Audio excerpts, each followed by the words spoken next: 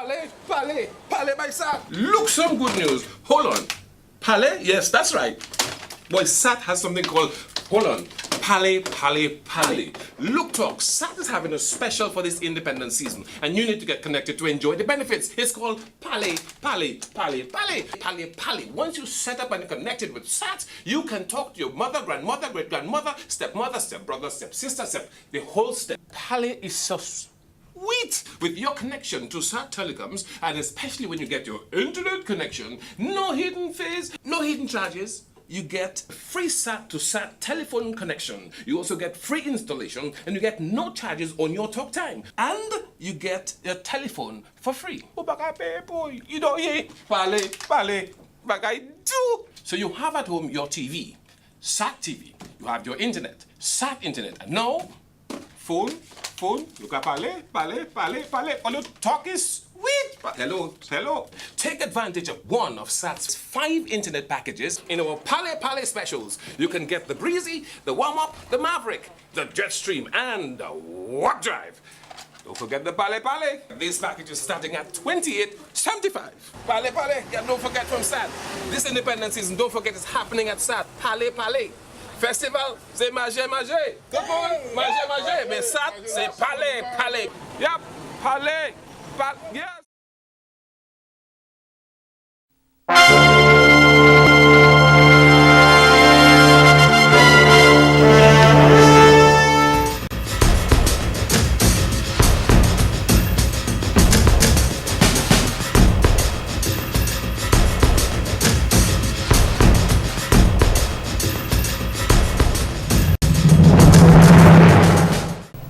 Good evening, I am Nisha Charles. And I am Desmond Joseph. And we are your presenters for today.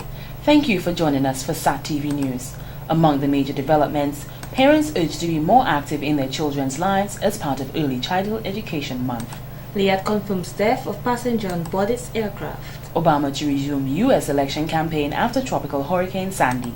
Details of these and other stories after the break.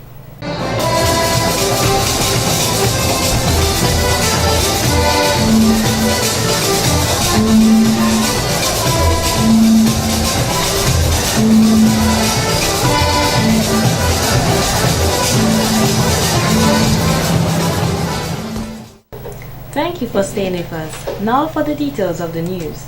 Chairman of the Board of Directors of NBD, Mr. Anthony John says the topic, the revised Treaty of Bastille, is very critical.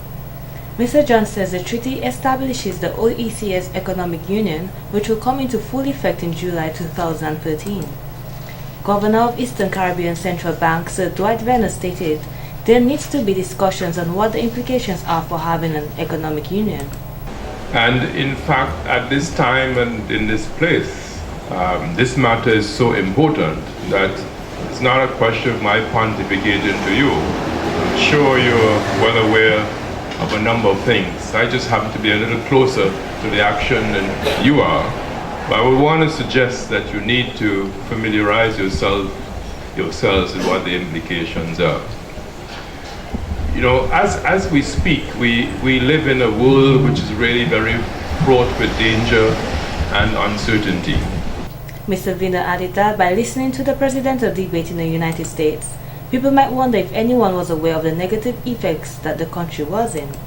He noted that there has been a tremendous loss of outlook between 2009 and 2012 because of the economy's current state. If you look at the United States of America, for instance, where the crisis started, the economic numbers are not surprising given the economic history, but still they are alarming. Unemployment, whose limit is 4 to 5%, has just come down below 8%. The growth rate at the last record was 2% for the quarter.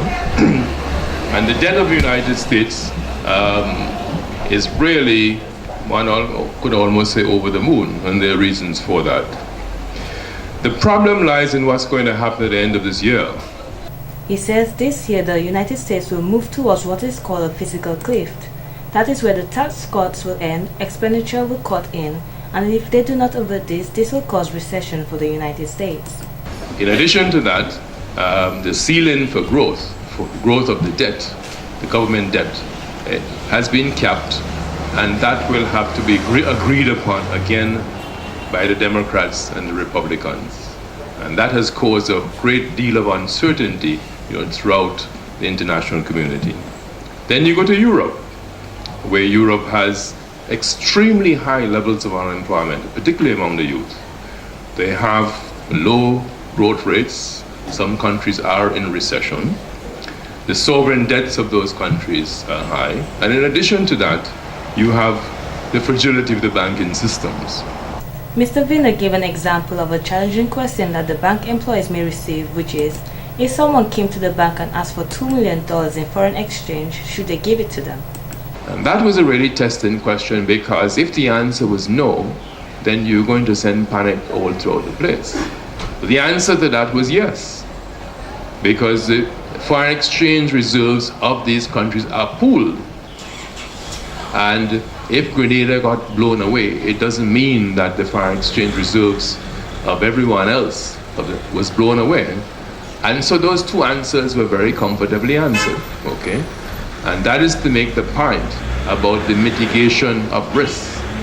Were Grenada acting on its own, those questions may not have been able to be answered so comfortably. Mr. Viner says this is a continuous discussion and he would like to believe that this is just the start. As part of its 40th anniversary, the Aid Bank held a Customer Appreciation Day. The Aid Bank has been in existence since 1971 and began its 40th anniversary celebrations in November of 2011. Special Projects Coordinator Mrs. Josephine Tate says over the years the bank has been dedicated to supporting Dominicans, whether with loans or in the social sector, to lend in education. Throughout the year, we have had two special loan facilities. One of them has ended. The one that has ended has been a special facility which catered to disadvantaged students, persons from the indigenous community, persons who have been displaced by natural disasters, persons who live in households of single-parent families, or where there are a number of children under a particular age. On Wednesday, October 31st, the bank showed appreciation for its loyal customers with snacks, gifts and tokens for their many years of patronage. They hope that this partnership continues into the future and the customers will spread the word of their satisfaction with the institution. Going forward, we have our roadshows where we will go out to the various communities and try to understand what their situation is and try to see how best we can help these communities and these districts move forward in terms of development. We also plan to publish a commemorative magazine which will chronicle the events of the bank over the 40 years and show highlights of the 40th anniversary of the bank. Besides helping people in distress, the bank has seen it fit to provide assistance in different sectors of the economy. Tourism is one of those sectors, and the Aid Bank has funded a number of the facilities that have been developed. It could be official hotel properties, it could be residential facilities for students, whatever it is. So we have been very instrumental in those areas. We are also pleased to note that we have contributed significantly to certain key or small sectors that may usually go unnoticed. We have had the opportunity this year to work with the baking community, the bakeries on a special project. Mrs. Stitt mentioned that the bank is offering a special rate for businesses wishing to invest in renewable energy. This includes wind, solar and hydropower, and the bank is giving these businesses a 3.5% rate on loans. The bank also gives technical support to people after they have acquired their loans so that they know how best to use their money.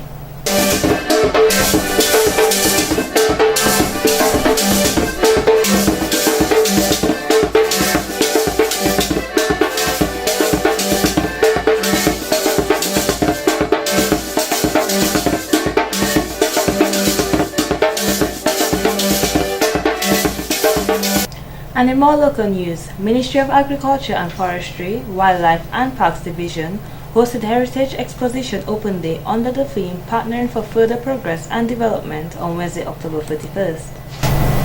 According to the Director of Forestry, Wildlife and Parks Division, Mr. Mishington Burton, they decided to host this event on Flag Day because this is a day where people show their patriotism to Dominica. And we thought it was an ideal day to actually host this activity. And of course, under this Independence Team partnering for further progress and development. Now, as far as some of the main goals and objectives of this Open Day are concerned, some of the key goals and objectives of this day is one, to bring visibility to the important functions and the roles of the interpretive facility, the nursery, and associated resources in natural resource management, tourism development, revenue generation, trade operations, and sustainability. Another important goal and objective is to showcase the various services offered to the public sector, private sector, and communities through the operations of the Research and Interpretive Facility, the WNT, and Forestry Services. Minister for Agriculture and Forestry, Honorable Matthew Walter, says many of us lack love for our country. Mr. Walter added that when many of us leave Dominica to more developed countries, we realize the things that Dominica does not have. Then there is a tendency in us to destructively criticize our native land. And this is so common because not too long ago I was in New York and I met a Dominican who has been in New York for quite a long time. And it's customary in me to ask Dominicans wherever I meet them, but when are you coming back home? You know, the guy asked me, what did you say? I asked you, when are you coming back home? Where? I said, to Dominica. Guy told me in Patois, "Moi voy wash their dome." You know that? You know what that means? He's not coming back to Dominica. The minister says Dominica has given every Dominican all what is needed for the holistic development of the country. He stated that many times we choose not to contribute towards our own country. Mr. Walter was amazed of how well the children performed and says this shows that they are taking a keen interest in their culture. Shortly after the Heritage Exposition Open Day, the launch of UNESCO's funding project Protection of Cultural and Natural Trail took place. Mr. Walter says the trail brings to Dominica a situation where it can generate wealth for this country. It can create employment for this country. And let us think of the backward and forward linkages, that can be attached to the Waitukubuli National Trail. Okay? And sometimes we make as if that, but what is the Waitukubuli National Trail? What can it contribute to Dominica? But we have not sat and we have not thought seriously in an innovative way. Because innovation is one of the buzzwords in the entire world today. It is November, and this is a month set aside for early childhood education. It is a time when the education system pays attention to children between the ages of 0 to 5 by planning various activities throughout the month, including walks, career days, and trips to various institutions. On Thursday, November 1st, preschools from Roseau area gathered at the St. Gerald's Hall to give thanks for their month under the theme, Jesus Our Partner, Love Him. Ms. Vida George, Assistant Education Officer with the Early Childhood Education Division at the Ministry, says the early years of someone's life is a foundation for their entire future. First of all, I must say it was celebrated in June and has been changed to November. There are many reasons why we changed from June to November. First of all, whatever happened in June, after the activities, there was nothing really following because school closed in June. But we saw it fit to bring it sometime earlier in the year. Switching the observance of Early Childhood Education Month from June to November has given the schools the opportunity to be part of the independence celebrations, including the national parades. This year, the preschoolers are taking part in their own way. So the children will get a chance to show off the national wear. The primary schools and the secondary schools have their match tomorrow. This will be our match this morning, where I also need to let you know that there are district services in the north and in the south around the island as we give God thanks and praise for our children and for Dominica. Other activities for the month include Family Focus Week, which is from the 19th to the 23rd of November. Schools are also adding their own activities to the national list. Ms. George is encouraging parents and caretakers to be part of the activities planned for the month. This way the children can have positive role models. We expect to have a national symposium on the 28th when we bring together all our early childhood educators and show recognition to them. We are expecting that on Universal Children's Day, which is celebrated on the 20th every year, that the children will be adorned in their career outfits, and then the different preschools and daycares will put together some fun activities for them. They are hoping to bring down the curtains on the month of activities with a Family Fun Day on November 30th, 2012.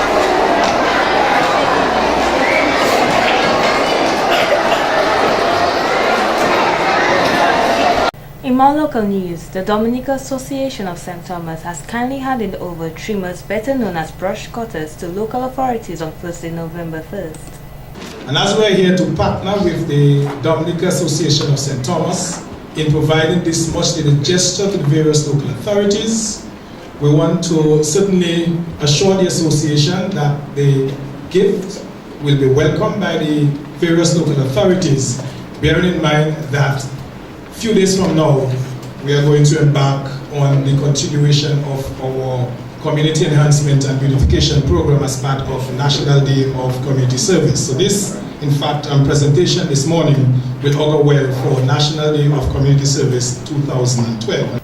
President of the Dominica Association of St. Thomas, Mr. Vincent St. Louis, added that the idea came out from one of the local authorities as well as the chairperson of the Tetmon Village Council.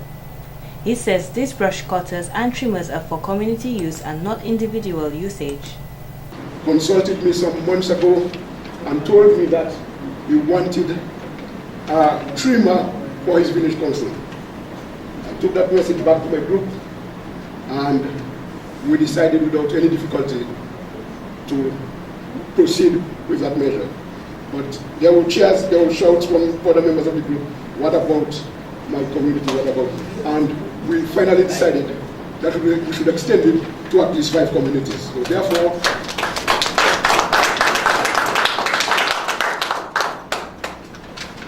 these 5 communities that are receiving these trimmers today are the pioneers of that movement, because I can tell without any difficulty that from now on we will be looking for the other communities. Mrs. Lauren Banis Roberts says, although this event may be simple, it is also significant seeing that a valuable contribution is being made to 5 local authorities in Dominica. This contribution is not only timely, it is a gift that is quite fitting and falls in line with the ongoing beautification efforts announced by the Prime Minister a few years ago. This will certainly help to keep Dominica clean and green. This year, the Dominica Association of St. Thomas celebrates 20 years as an overseas-based organization. These 20 years of existence has had many challenges, but the association has persevered and continues to grow and thrive over the years. Minister for Employment, Trade, Industry and Diaspora Affairs, Honorable Colin McIntyre says hard work pays off and the local authorities are proving facts that they are interested in developing Dominica. A group from Dominica in St. Thomas, accompanied by the governor of St. Thomas, to be in Dominica with you. This is serious. I'm known for a minister who likes to mention serious business, but this really is serious business. It is. Now we heard mention of what I would like to share with you though as well too is because of my interest and a little background in terms of this sort of machines, these are chainsaws, brush cutters and different things like that. I would like to encourage you, seeing that the group has given you the machine plus some string, I understand as well too, which is great. And I'm sure and I'm proud of you and I know you will not come back to the Ministry of Community Development for string. I'm sure of that. In more news, climate change demands that agricultural risk management focus on everyday events rather than exclusively on extreme events. This was the opinion of specialists participating in a technical forum organized by the Inter-American Institute for Cooperation on Agriculture, ICA.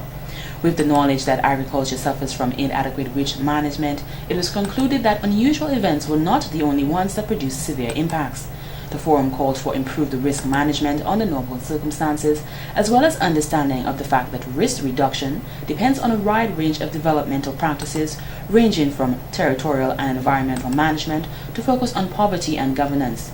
The Vice President of the Agriculture of Costa Rica, Tanya Lopez, says the consequences of climate change take us by surprise and set us back.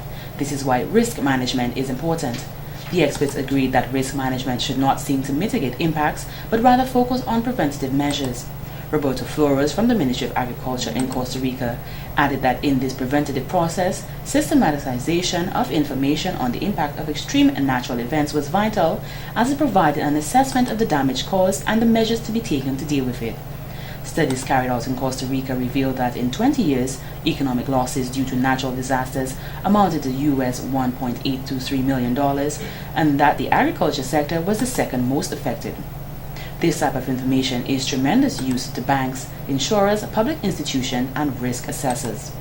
This has been the local segment of the news. Coming up next, regional highlights.